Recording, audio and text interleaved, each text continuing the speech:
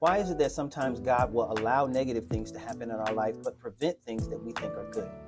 Everything Eve saw on the tree was good. The tree was called the tree of the knowledge of good and evil. She saw, number one, that the tree was pleasant to the eyes. Number two, that it was good for food. Number three, that it was a tree desired to make one wise. Nothing intrinsically wrong with any of the fruit that was on the tree, except God said, don't eat it. So it doesn't matter whether the fruit was good, whether it looked good, whether it tasted good, whether it would have good effects. God says you are not supposed to eat from this tree because I know the end result of what will happen if you eat that fruit. Sometimes we ought to thank God for the things that he said no to, for the doors that he closed, the promotions that he did not allow, the assignments that he did not allow, the relationships that he did not allow to prosper. Sometimes God is actually, not sometimes, all the time, God is actually looking out for us, and we think that God is depriving us of something that is for our good, but in all actuality, because he's wiser than us and he is all-knowing, God understands that giving you that thing would actually be to your detriment, even though you think that it might be for our good. On the flip side, there are some things that God will allow in our life for his glory as well. I'll give you myself. I am one, when I was a staff, I made staff sergeant 3 times when I was in the military.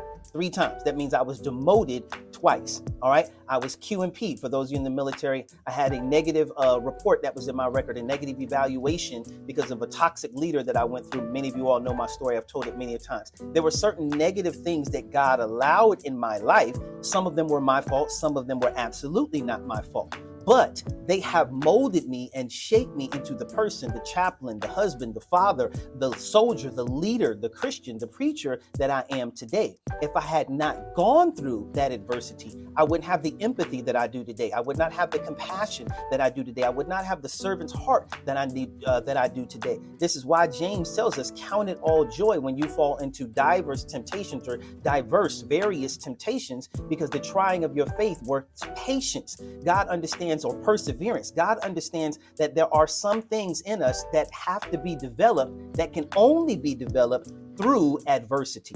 And listen, fruit doesn't grow on the mountain.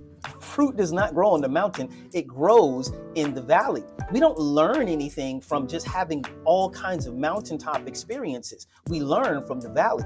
God isn't here to always give us sustenance, or deliverance. He's here to give us sustenance. He's here to prove that I get more glory by bringing you out of the den, by keeping you in the den of lions, but me coming in and shutting the lion's mouth. That's how God gets glory. God doesn't get glory from delivering the Hebrew boys out of the fiery furnace. He had the power to do so, but he gets more glory by keeping them in the fiery furnace, and then having a fourth person in the fiery furnace that they don't get burned by the flames. There are certain things that there are certain sicknesses, certain, negative, adverse things that God will allow in our life because he understands that they are for his glory.